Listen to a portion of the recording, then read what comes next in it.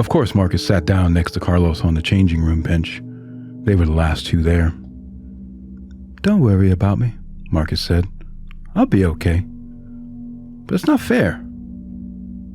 Marcus shrugged. He didn't seem to be giving in. It was more like he didn't care. "I better get home."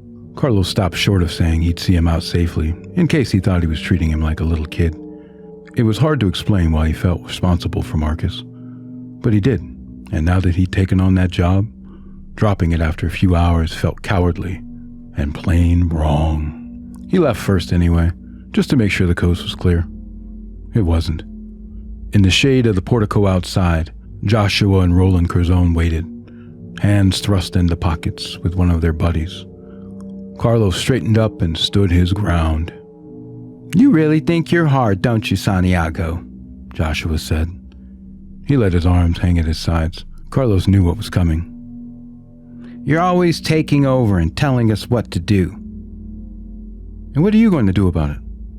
"This," Joshua said, like he'd heard the line in a movie, and swung a punch. Carlos was ready for it, but it still hurt, and it was loud. He tasted blood in his mouth right away. The crack of bone on bone made his ears ring. He lashed out automatically, just following his fist. And as he was pummeling Joshua anywhere he could reach, he felt someone behind him. "I can't take two of them, can I?